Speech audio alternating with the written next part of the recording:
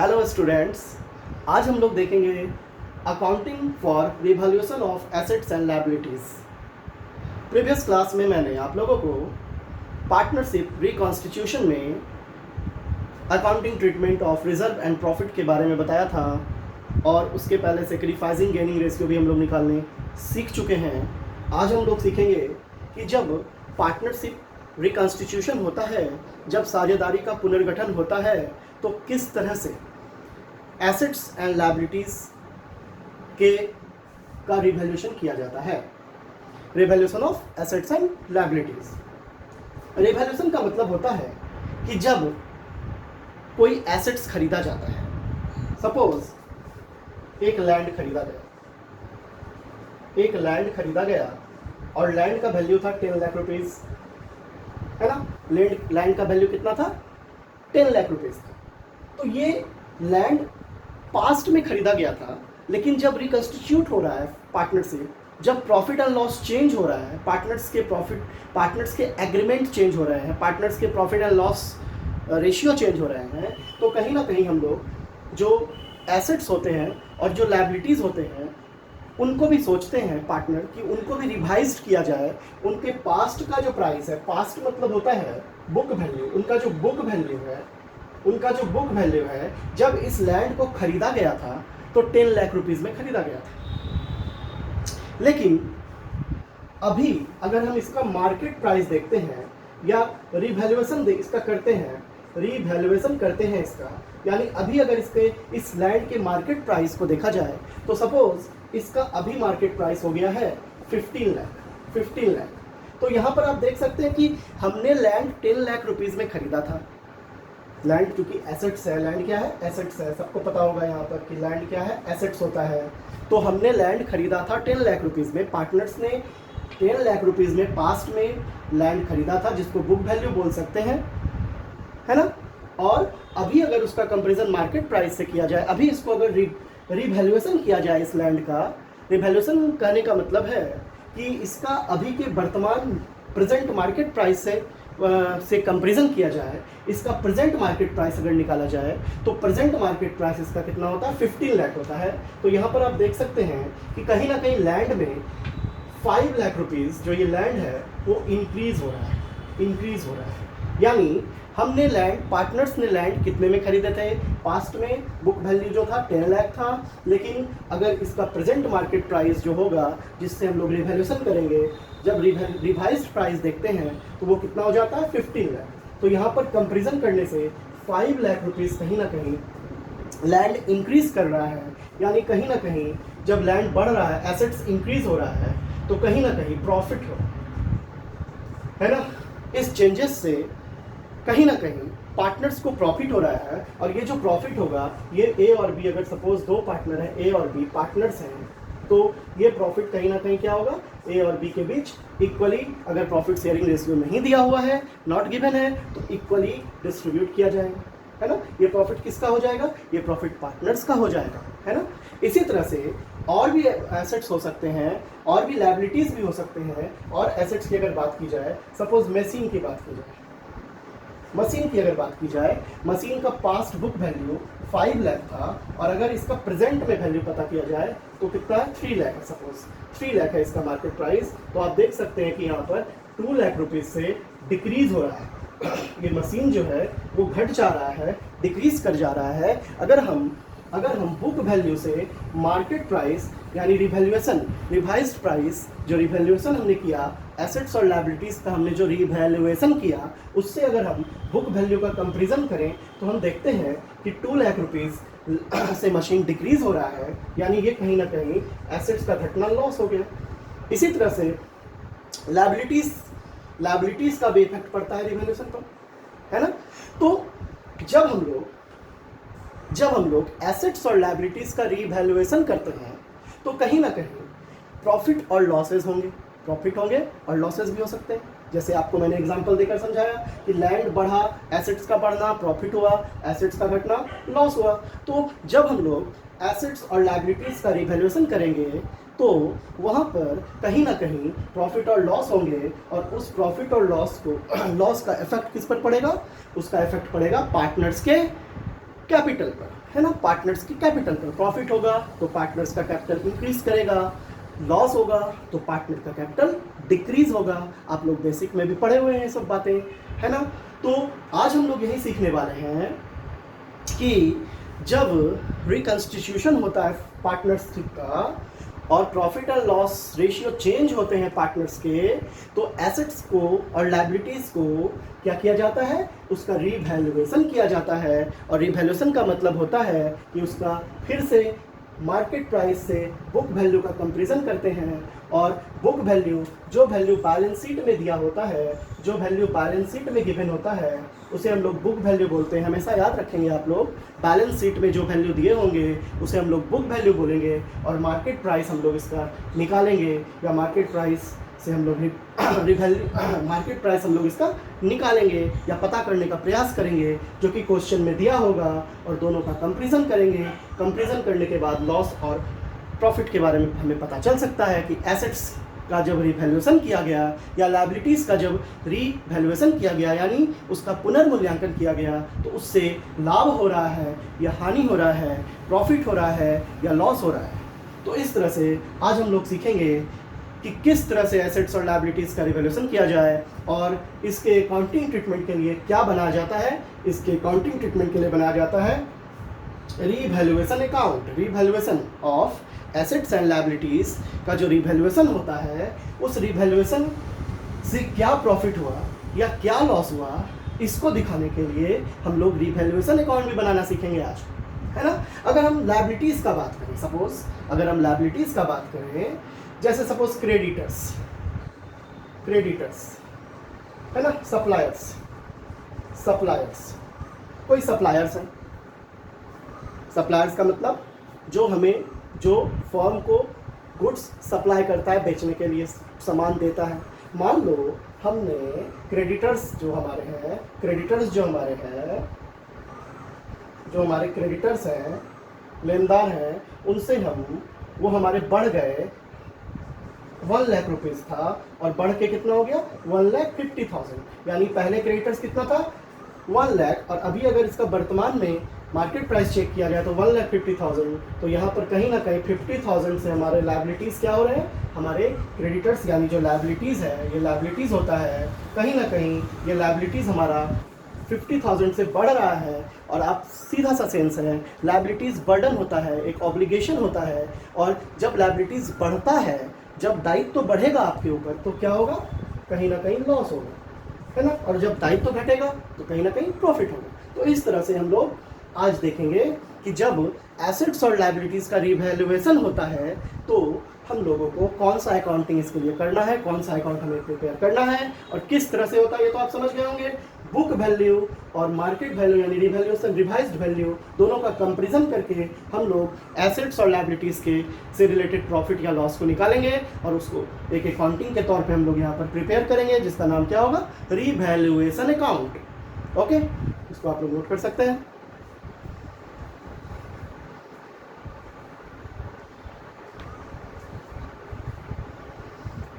आइए देखते हैं।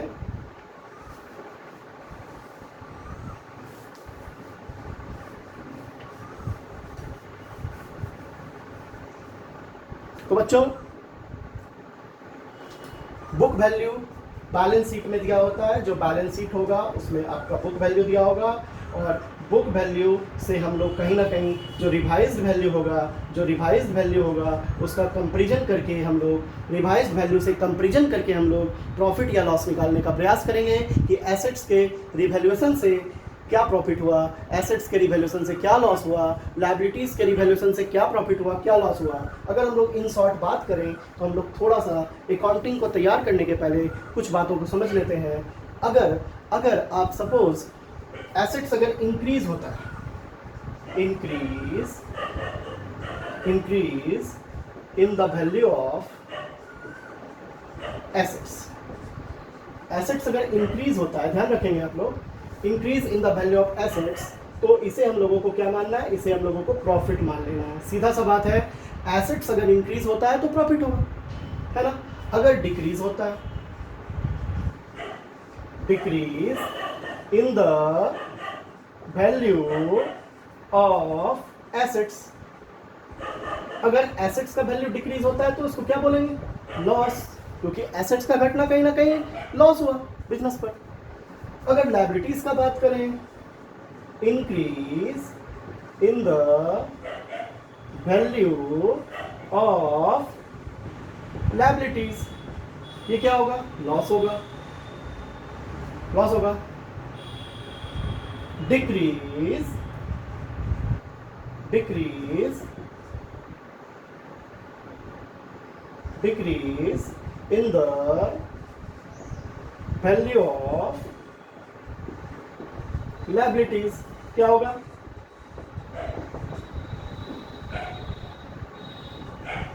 प्रॉफिट होगा।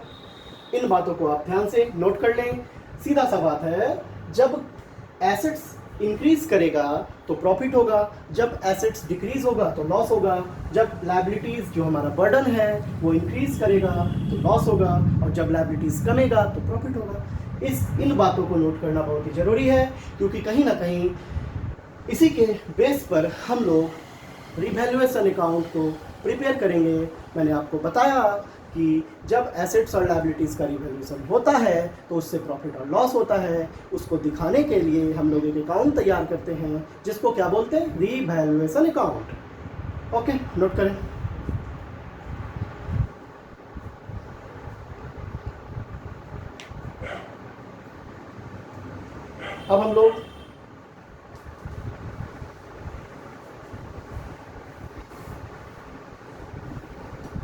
अब हम लोग रिवैल्यूएशन अकाउंट बनाना सीखेंगे, प्रिपेयर करना सीखेंगे। रिवैल्यूएशन अकाउंट बनाने के पहले मैं आपको जर्नल एंट्री के बारे में थोड़ा सा बता दूं कि इसमें कभी कभी आपको जर्नल एंट्रीज दिए जाते हैं, जर्नल एंट्रीज पूछे जाते हैं कि कौन कौन से जर्नल एंट्रीज होते हैं। जर्नल एंट्रीज कौन कौन से होते हैं related to revaluation of assets and liabilities. Assets और लायबिलिटीज़ को जब रिवैल्यूएशन किया जाएगा उनका, तो कौन कौन से एंट्रीज होंगे, इस पर थोड़ा सा हम लोग बात कर रहे हैं। सबसे पहले अगर बात की जाए फर्स्ट नंबर एंट्री की, तो पहला है when increase in the value of assets. Increase in the value of assets, जब एसेट्स का वैल्यू बढ़ जाता होगा तो क्या एंट्री होगा? एंट्री होगा assets account debit to revaluation account. Assets account debit to revaluation account. इसको हम लोग और अच्छे तरीके से समझ सकते हैं। उसके लिए हमें अकाउंट का भी सपोर्ट लेना पड़ेगा और तब जर्नल एंट्री बनाना पड़ेगा। आइए देखते हैं, थोड़ा सा ध्यान देंगे आप लोग, थोड़ा सा ध्यान देने पर सब कुछ क्लियर होगा। आइए एक फॉर्मेट मैं तैयार करूंगा रिवैल्यूएशन अकाउंट का, एक छोटा सा फॉर्मेट मैं तैयार करूंगा आपके सामने, और उस फॉर्मेट को मैं समझाकर आपको जर्नल एंट्री करके दिखाता हूं। आपका पूरा का पूरा रिवैल्यूएशन अकाउंट क्लियर हो जाएगा। आइए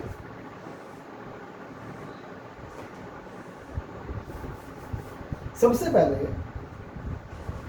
पहले हमें यह समझना है कि रिवैल्यूएशन अकाउंट जो है एक नॉमिनल अकाउंट है ना। सबसे पहले हमें यह समझना है कि रिवैल्यूएशन अकाउंट एक नॉमिनल अकाउंट है, और नॉमिनल अकाउंट हम लोग जानते हैं कि नॉमिनल अकाउंट ये कौन सा अकाउंट है? ये नॉमिनल अकाउंट है। आप ध्यान रखेंगे, कभी कभी एग्जाम में ऑब्जेक्टिव्स क्वेश्चन पूछ दिए जाते हैं कि revaluation account is nominal account, और इसका दूसरा नाम भी होता है पीएल एडजस्टमेंट अकाउंट। याद रखेंगे, PL adjustment account, profit and loss adjustment account. तो रिवैल्यूएशन अकाउंट कौन सा अकाउंट है? ये नॉमिनल अकाउंट है। नॉमिनल अकाउंट के रूल को अगर फॉलो किया जाए तो ध्यान देने वाली बात है, आप लोग पढ़े भी होंगे, बेसिक चीज़ें हैं ये। नॉमिनल अकाउंट का रूल क्या होता है बच्चों? नॉमिनल अकाउंट का रूल होता है कि debit all expenses and loss. जितने भी एक्सपेंस और लॉस होंगे वो डेबिट में से होगा, और credit all income and gains. जितने भी प्रॉफिट्स होंगे वो कहाँ दिखाएंगे हम लोग? क्रेडिट में दिखाएंगे। पढ़े ना आप लोग? तो बस इसको फॉलो करना है। एसेट्स इंक्रीज होता है, मैंने आपको क्या बताया? मैंने आपको बताया कि एसेट्स जो है, एसेट्स अगर इंक्रीज होगा तो क्या मानना है? प्रॉफिट है ना। एसेट्स अगर डिक्रीज होगा तो डिक्रीज का मतलब लॉस। लायबिलिटीज, लायबिलिटीज या प्रोविजंस, प्रोविजंस, लायबिलिटीज या प्रोविजंस की अगर बात की जाए, लायबिलिटीज और प्रोविजंस अगर इंक्रीज होंगे तो लॉस। लायबिलिटी या प्रोविजंस अगर डिक्रीज होंगे तो प्रॉफिट, है ना। ये बातें मैंने आपको कुछ देर पहले भी बोर्ड पर लिखा था, कुछ देर पहले भी मैंने आपको बताया कि एसेट्स बढ़ना प्रॉफिट होता है, एसेट्स का घटना लॉस होता है, लायबिलिटीज का बढ़ना लॉस होता है, या प्रोविजंस, यहाँ पे एक वर्ड मैंने जोड़ दिया, लायबिलिटीज या प्रोविजंस का बढ़ना लॉस होता है, लायबिलिटीज या प्रोविजंस का घटना प्रॉफिट होता है। तो इस तरह से अगर हम लोग नॉमिनल अकाउंट में इसको सेट करेंगे तो ये कैसे सेट होगा, सिंपल सा है। एसेट्स का बढ़ना प्रॉफिट, तो प्रॉफिट को कहाँ दिखाते हैं, क्रेडिट साइड, तो यहाँ पे लिखेंगे बाय इंक्रीज बाय एसेट्स, अगर क्या हो, इंक्रीज, है ना।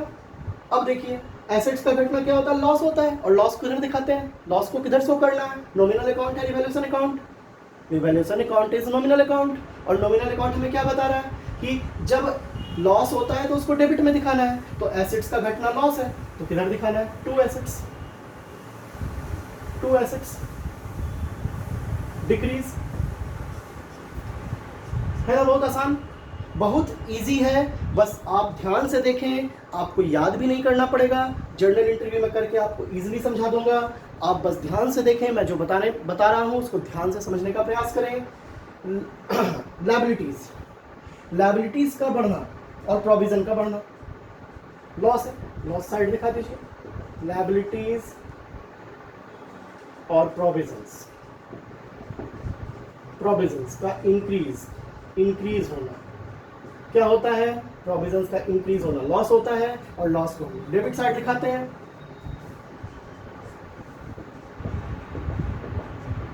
लायबिलिटीज और प्रोविजंस का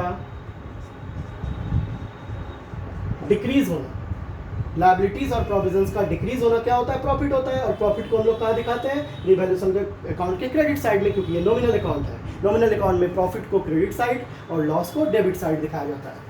तो इस तरह से आप रिवैल्यूएशन अकाउंट आराम से प्रिपेयर कर सकते हैं। उसके बाद हम लोग बैलेंस करेंगे, अगर आउटस्टैंडिंग एक्सपेंसेस होता है तो उसे भी आप डेबिट में दिखाएंगे, क्योंकि ये लायबिलिटीज है, क्रिएट कर रहा है। तो इस तरह से हम लोग रिवैल्यूएशन अकाउंट क्रिएट कर सकते हैं, प्रिपेयर कर सकते हैं, बना सकते हैं।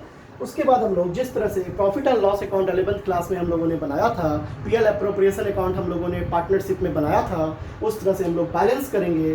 बैलेंस अगर क्रेडिट साइड का ज़्यादा होता है और डेबिट साइड में आता है तो इसे क्या बोलेंगे, प्रॉफिट। तो प्रॉफिट ट्रांसफर टू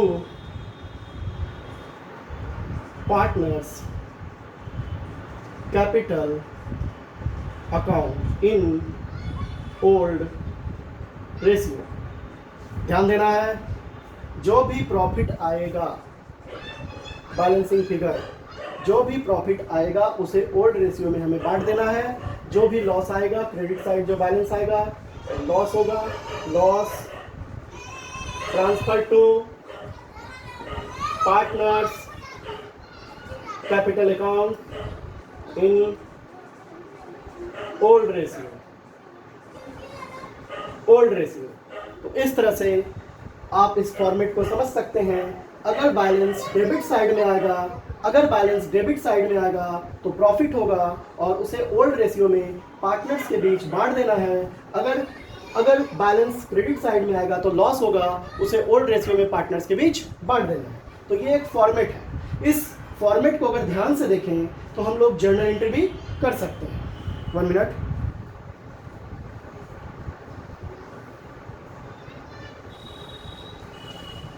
तो आइए देखते हैं जर्नल एंट्री कैसे होता है। देखिए सबसे पहला एंट्री मैंने आपको बताया when increase in the value of assets, जब एसेट्स का वैल्यू इंक्रीज होता है तो आपको मैंने बताया कि जब एसेट्स का वैल्यू इंक्रीज होता है तो प्रॉफिट होता है एक तरह से, तो प्रॉफिट होता है तो एसेट्स को हमने दिखाया बाय एसेट्स, तो क्या एंट्री बना बाय है assets account debit, assets account debit to revaluation account. आपको एंट्री याद नहीं करना है बिल्कुल भी, आपको बस ट्रिक समझना है, assets account debit to revaluation. अब दूसरा entry when decrease in the value of assets, decrease in the value of assets. अगर decrease in the value of assets की बात की जाए तो अगर एसेट्स का वैल्यू डिक्रीज होता है तो क्या एंट्री होगा, एसेट्स का वैल्यू डिक्रीज होता है तो टू एसेट्स है तो एंट्री होगा revaluation account to assets account, revaluation account debit to assets account. Third number when increase in the value of liabilities or provisions, क्या एंट्री होगा, टू लाइबिलिटीज इंक्रीज करेगा तो टू लाइबिलिटीज तो entry होगा revaluation account debit to liabilities और provisions. इसी तरह से when decrease in the value of liabilities और provisions के लिए क्या एंट्री होगा, जब डिक्रीज होगा वैल्यू तो देखिए कहाँ दिखा है बाय लाइबिलिटीज और प्रोविजंस, तो एंट्री होगा बाय लाइबिलिटी है तो लाइबिलिटीज या provisions account debit to revaluation account, liabilities provisions account debit to revaluation। तो इस तरह से आप देख सकते हैं, ध्यान से देखें आप लोग, हमें एंट्री याद करने की कोई आवश्यकता नहीं है। अगर ये फॉर्मेट नॉमिनल अकाउंट के जो मैंने रिवैल्यूएशन अकाउंट के फॉर्मेट आपके सामने रखे हैं, अगर ये आप ध्यान से समझ लेते हैं तो आप आराम से जर्नल एंट्री कर लेंगे। अब जैसे प्रॉफिट का एंट्री करना हो, जैसे आउटस्टैंडिंग एक्सपेंस का एंट्री करना हो तो क्या करेंगे, आउटस्टैंडिंग एक्सपेंसेस का एंट्री करना है तो एंट्री करेंगे revaluation account to outstanding expense, क्या एंट्री करेंगे revaluation account debit to outstanding expense, है ना। अगर प्रॉफिट का एंट्री करना हो, ये जो प्रॉफिट डिस्ट्रीब्यूट किया जाएगा ओल्ड रेशियो में पार्टनर्स के बीच, तो क्या एंट्री करेंगे revaluation to partners capital account, है ना। क्या एंट्री करेंगे revaluation account debit to partners capital account, है ना। अगर लॉस का एंट्री करना हो तो बहुत सिंपल है, पार्टनर्स कैपिटल अकाउंट बाय है, पार्टनर्स कैपिटल अकाउंट हो जाएगा, पार्टनर्स कैपिटल अकाउंट डेबिट हो जाएगा और टू रिवैल्यूएशन हो जाएगा, है ना। Partners capital account debit to revaluation, है ना। इस तरह से हम लोग अकाउंट को देख करके आराम से जर्नल एंट्री कर सकते हैं, है ना। इसका आप लोग प्रैक्टिस भी कर सकते हैं आराम से। तो हमें इन शॉर्ट में बताना चाहूँगा कि आपको ये फॉर्मेट ध्यान में रखना है कि ये नॉमिनल अकाउंट है और नॉमिनल अकाउंट में होता क्या है कि जो भी लॉस होते हैं वो डेबिट साइड में दिखाया जाता है, जो भी प्रॉफिट होते हैं वो क्रेडिट साइड में दिखाया जाता है, और बैलेंस करके प्रॉफिट और लॉस निकाल लेते हैं। और इससे रिलेटेड ये एंट्रीज आपके सामने है ना। अब हम लोग इस पर एक सम देखेंगे, एक प्रैक्टिकल प्रॉब्लम देखने का प्रयास करेंगे जिससे आपका कंसेप्ट और ज़्यादा क्लियर हो जाए। तो इसको आप लोग नोट करें।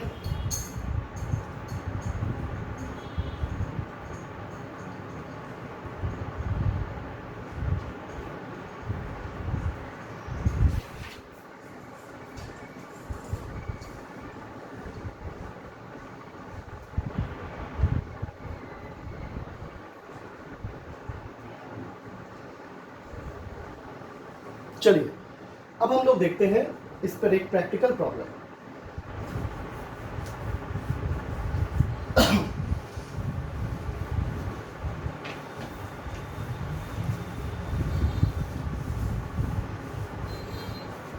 आशा करता हूं कि आप लोगों को रिवैल्यूएशन अकाउंट प्रिपेयर करने का कंसेप्ट आपके दिमाग में सेट हो गया होगा।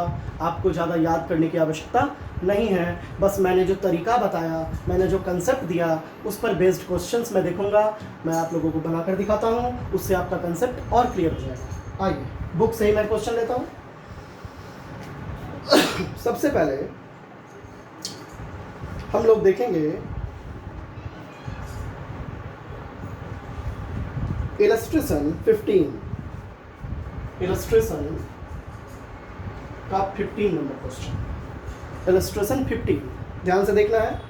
इसमें दिया है P Q and are.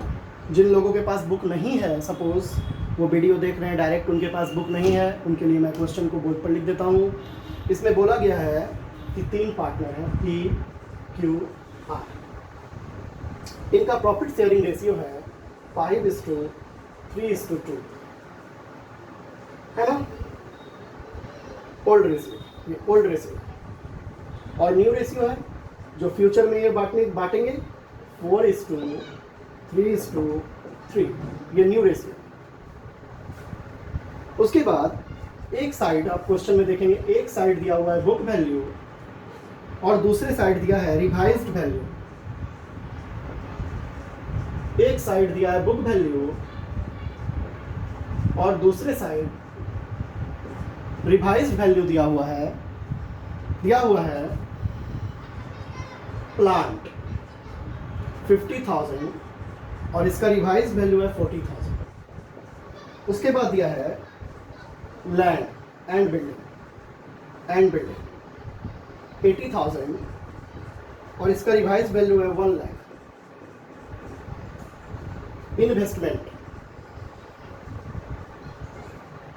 Investments दिए हुए हैं 44,000 एंड 50,000।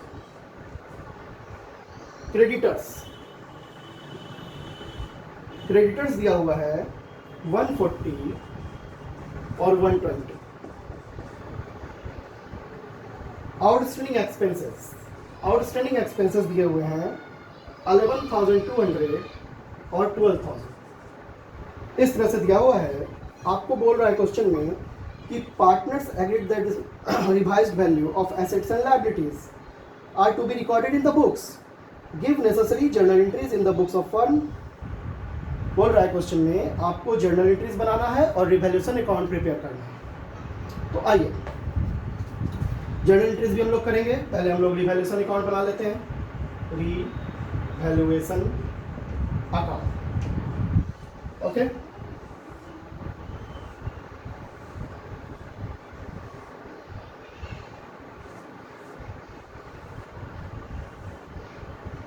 रिवैल्यूएशन अकाउंट जो हम लोगों को बनाना है, जो मैंने आपको कंसेप्ट दिया है, उसी कंसेप्ट पे हम लोग चलेंगे। तो ये रिवैल्यूएशन अकाउंट तैयार हो जाएगा। ये हो गया डेबिट साइड, ये हो गया क्रेडिट साइड। ये नॉमिनल अकाउंट होता है। डेबिट में हम लोग लॉस को दिखाते हैं और क्रेडिट में हम लोग प्रॉफिट को दिखाते हैं। अब ध्यान से देखें आप लोग, ये बुक वैल्यू है, यानी ये पहले का वैल्यू है, पास्ट है, और ये मार्केट वैल्यू है, रिवाइज्ड वैल्यू है। अब इसका कंपैरिजन करेंगे तो कंपैरिजन करने से क्या रिजल्ट सामने आ रहा है?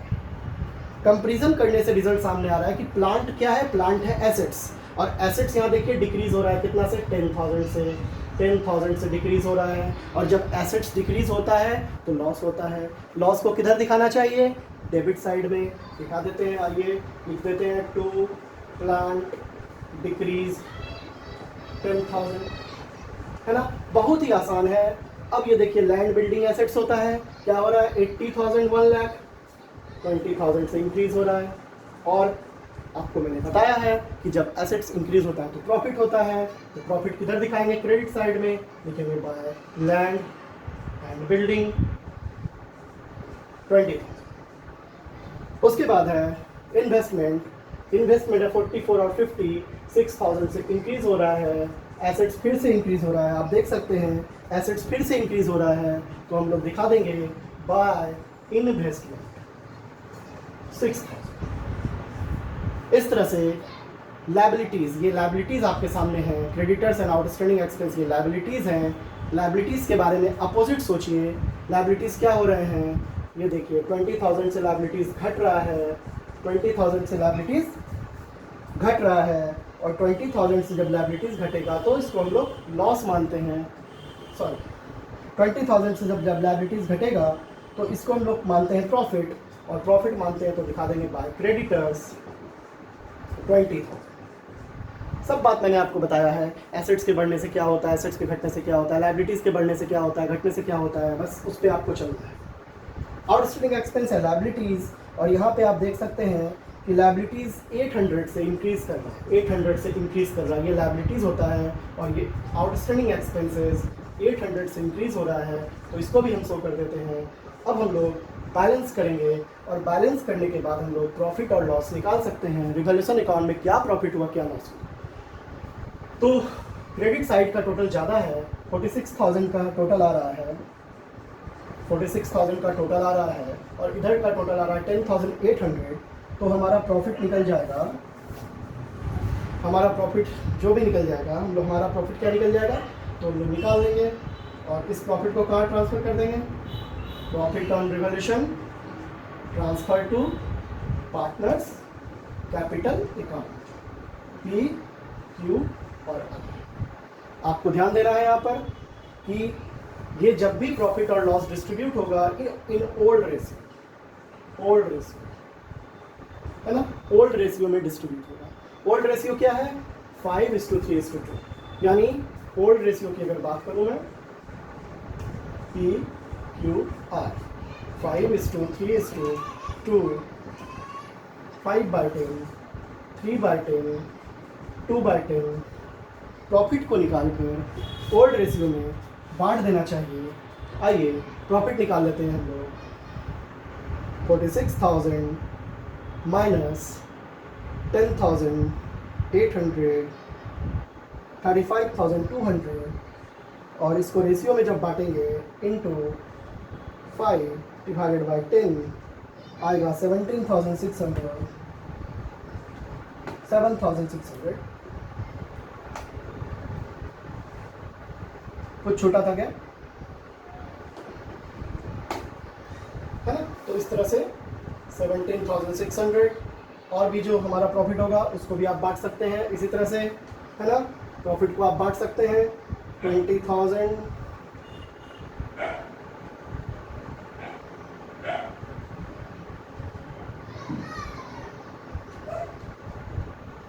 टोटल प्रॉफिट कितना आया था, टोटल प्रॉफिट आया था 35,200, और इस 35,200 को हम लोगों को बांट देना है, 35,200 को हम लोगों को बांट देना है 5/10, 3/10, 2/10। इस तरह से इस रेशियो में इस 35,200 को हमें डिस्ट्रीब्यूट कर देना है ओल्ड रेशियो में। प्रॉफिट निकालना आप लोग सीख गए होंगे, क्रेडिट साइड ज़्यादा है, डेबिट साइड में बैलेंस आ रहा है, इसलिए प्रॉफिट होगा, और प्रॉफिट 35,200 को हमें पार्टनर्स के बीच ओल्ड रेशियो में, पी क्यू आर के बीच ओल्ड रेशियो में हमें बांट देना है। तो इस तरह से हमारा रिवैल्यूएशन अकाउंट बनकर तैयार हो गया। अब जब रिवैल्यूएशन अकाउंट बनकर तैयार हो गया तो आप जर्नल एंट्री आराम से कर सकते हैं। नोट करें आप लोग,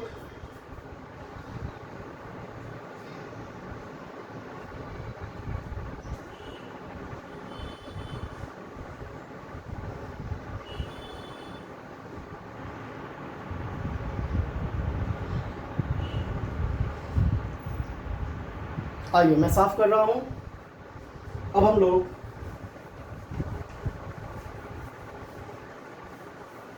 लोग जर्नल एंट्रीज देखेंगे कि अकाउंट बनाने के बाद, ऐसे तो जर्नल एंट्री पहले करना है, लेकिन बनाते बनाते वो आप पहले करने लगिएगा प्रैक्टिस से। मैं अभी आपको बस सिखा रहा हूँ कि जर्नल एंट्रीज का जो बनाना है आपको याद नहीं करना है बिल्कुल भी। आपको यहाँ पर कॉलम देने होंगे, जर्नल के जो कॉलम होते हैं जर्नल के वो आपको देने पड़ेंगे, है ना। डेट, पार्टिकुलर, एलएफ, अमाउंट जो भी होते हैं, डेबिट, क्रेडिट, इस तरह से आपको जर्नल एंट्री बनाने पड़ सकते हैं। तो पहला एंट्री जो यहाँ पर बनेगा बहुत ही सिंपल है। पहला एंट्री जो यहाँ पर बनेगा वो किससे रिलेटेड होगा, वो एसेट से रिलेटेड होगा। एसेट्स जो आपका इंक्रीज़ किया उससे रिलेटेड होगा। आप बना सकते हैं आराम से, तो बना लीजिए। By land building, by investment, तो एंट्री होगा land and building, debit investment, debit to revaluation account, है ना। ये देखिए कितना 20,000, 6,000, 26,000। अब एसेट्स घटा है तो एंट्री होगा revaluation account debit to plant account, तो एंट्री होगा रिवैल्यूएशन डेबिट टू प्लांट, है ना। 10,000। अब लायबिलिटीज इंक्रीज किया है, तो एंट्री होगा बाय में है तो क्रेडिटर्स डेबिट हो जाएगा, क्रेडिटर्स अकाउंट डेबिट हो जाएगा और टू रिवैल्यूएशन हो जाएगा, टू रिवैल्यूएशन 20,000। उसके बाद है आउटस्टैंडिंग एक्सपेंस, लायबिलिटीज है, ये टू आउटस्टैंडिंग एक्सपेंसेस है तो revaluation account debit to outstanding expense,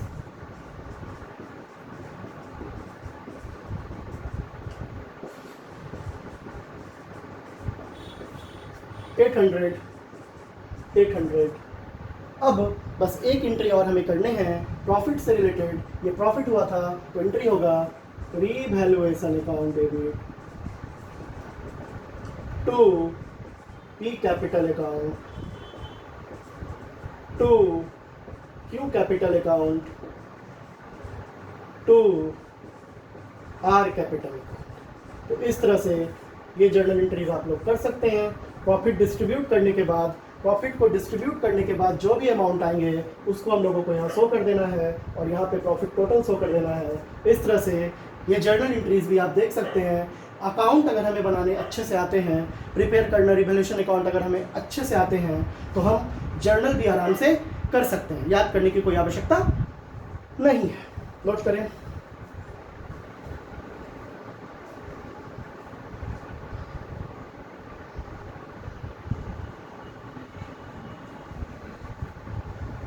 तो आशा करता हूं कि आप लोगों को यह समझ में आया होगा, कंसेप्ट के साथ साथ प्रैक्टिकल प्रॉब्लम भी। अब मैं आपको बताऊंगा नेक्स्ट एक और प्रॉब्लम लेकर आ रहा हूं जिससे और आपका कंसेप्ट क्लियर हो जाए।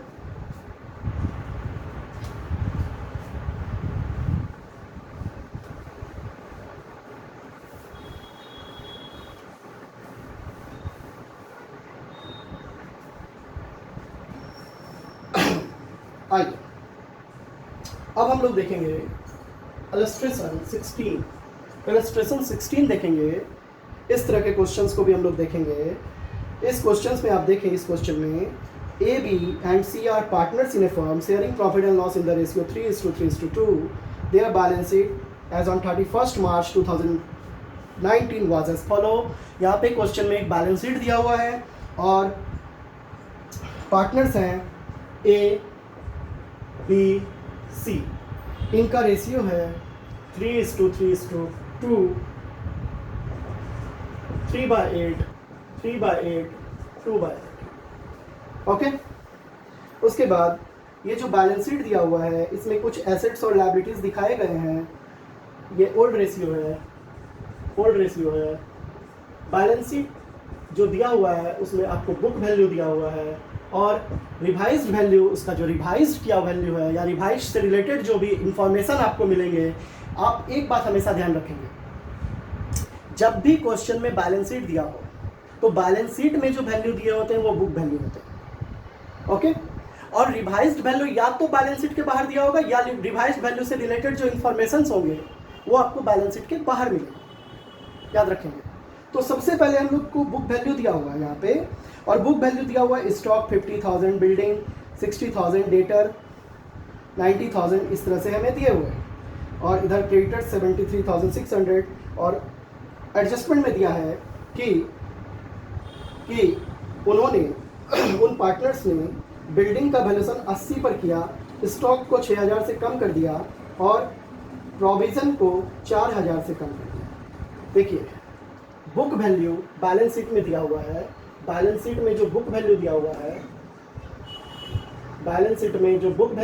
है, उसमें आपको दिया हुआ है कि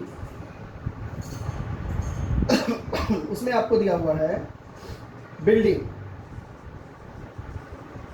बिल्डिंग का बुक वैल्यू दिया हुआ है 60,000 और इसका रिवाइज्ड वैल्यू दिया हुआ है बैलेंस शीट के बाहर। आप ध्यान से देखेंगे, इसका रिवाइज्ड किया हुआ वैल्यू बैलेंस शीट के बाहर दिया हुआ है। इन्होंने बिल्डिंग का अभी जो प्रेजेंट में वैल्यूएशन किया वो कितना किया, 80 पर किया। यानी बिल्डिंग हमारा 20 से क्या हो रहा है, बिल्डिंग हमारा 20 से इंक्रीज हो रहा है, बिल्डिंग हमारा 20 से इंक्रीज हो रहा है। अभी जो उन्होंने रिवाइज्ड किया 80 पर किया।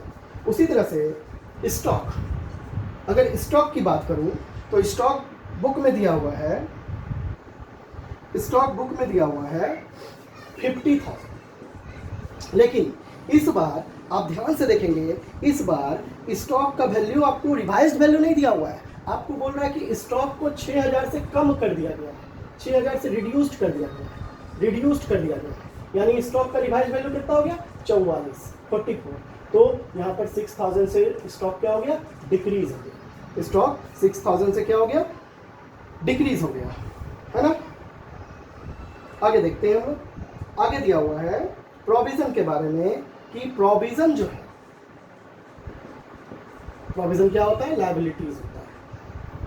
लायबिलिटी और प्रोविजन का तो एक ही रूल होता है, मैंने बताया था।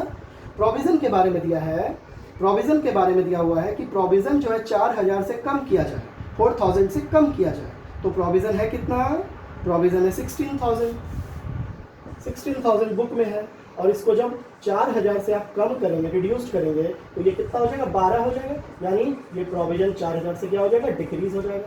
सिंपल सा बात है। तो मैंने आपको एक बस कैलकुलेशन करके, यहाँ पे कंपैरिजन करके आपको दिखाया कि कोई ज़रूरी नहीं है कि क्वेश्चंस में डायरेक्ट रिवाइज्ड वैल्यू दिए।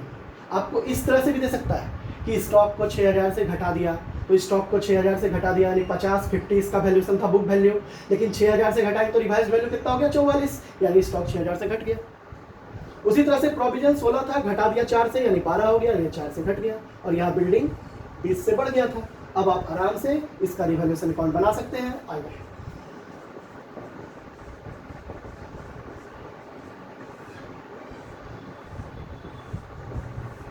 क्या करना है, सबसे पहले एसेट्स जो बढ़ा है उससे प्रॉफिट हुआ है, तो लिखेंगे बाय बिल्डिंग कितने का, 20,000। प्रोविजन के घटने से भी प्रॉफिट हुआ है, प्रोविजन 4,000, और इधर आ गया टू स्टॉक 6,000। तो इस तरह से हम लोगों को इसका प्रॉफिट और लॉस आराम से निकल सकता है। कितना हो जाएगा, 24 में 6 को माइनस करेंगे, 18,000 क्या हो गया, प्रॉफिट हो गया। बैलेंसिंग फिगर, ये बैलेंस किया हमने, ये बैलेंस करके हमने निकाला 24 18,000 बैलेंस होगा। अब तो revaluation profit transfer to partners capital account, और इस प्रॉफिट को ABC में हम लोगों को 18,000 को ABC में हम लोगों को 3/8 2/8 करके बांट देंगे। तो इस तरह से आप लोगों को मैंने एक सीधा साधा क्वेश्चन भी बताया कि डायरेक्ट क्वेश्चन में दिया था बुक वैल्यू और रिवाइज्ड वैल्यू इसके पहले वाले क्वेश्चन में, लेकिन अभी जो मैंने आपको क्वेश्चन बताया उसमें थोड़ा उल्टा दिया हुआ था। यहाँ देखिए, बिल्डिंग 60,000 था, रिवाइज्ड 80,000 था, स्टॉक 50 था, लेकिन रिवाइज नहीं देकर के आपको दे दिया था कि स्टॉक 6,000 से घट गया, यानी रिवाइज 44 हो गया, यानी 6,000 से घट गया। तो जो घटेगा तो लॉस होगा, स्टॉक अगर घटेगा तो लॉस होगा, स्टॉक अगर बढ़ता तो प्रॉफिट होगा। तो हमेशा ये हमें ध्यान में रखना है कि एसेट्स घट रहे हैं, एसेट्स डिक्रीज हो रहे हैं, तो कितने से डिक्रीज हो रहे हैं, कितना वैल्यू से डिक्रीज हो रहे हैं, यानी हमेशा आपको डिफरेंस लेना है। आपको ध्यान रखना है रिवैल्यूएशन अकाउंट बनाने में कि आपको बुक वैल्यू और रिवाइज्ड वैल्यू का डिफरेंस ही रिवैल्यूएशन अकाउंट में डालना है। ऐसा नहीं है कि बुक वैल्यू और रिवाइज्ड वैल्यू तो रिवाइज्ड वैल्यू को डालना है, ऐसा नहीं है। आपको बुक वैल्यू से रिवाइज्ड वैल्यू का कंपैरिजन करना है, और कंपैरिजन करने के बाद जो डिफरेंस क्रिएट होता है उस डिफरेंस से आपको, उस प्रॉफिट और लॉस से आपको जो है ये रिवैल्यूएशन अकाउंट प्रिपेयर करना है। तो इस 2 सम्स से मैं आशा करता हूँ कि आप लोगों का कंसेप्ट भी क्लियर हो गया होगा। तो अच्छे से कंसेप्ट को समझने का प्रयास करें, क्योंकि ये रिवैल्यूएशन अकाउंट आपको आगे के चैप्टर्स में एडमिशन आप पढ़ेंगे, रिटायरमेंट पढ़ेंगे, डेथ पढ़ेंगे, हर जगह आपको काम आने वाला ये पोर्शन है। इसलिए अच्छे से ध्यान से आप इसके कंसेप्ट को समझें। तो आशा करता हूँ कि आप लोगों को ये समझ में आया होगा। नेक्स्ट क्लास में मैं इसके आगे के प्रॉब्लम्स को बताऊंगा, और कुछ बच्चों ने प्रीवियस क्लास से रिलेटेड कुछ प्रॉब्लम्स पूछे थे। चूँकि ये वीडियो बहुत लंबा हो गया है तो उस प्रॉब्लम्स को भी मैं लेकर आऊँगा नेक्स्ट वीडियो में। तो आशा करता हूँ आप लोगों को ये समझ में आ गया होगा। आप लोग बनाने का प्रयास करें और सम्स प्रैक्टिकल प्रॉब्लम्स को बनाकर मुझसे प्रॉब्लम्स व्हाट्सएप पे शेयर करें, मैं उस पर भी वीडियो लेकर आऊँगा। Okay, thank you.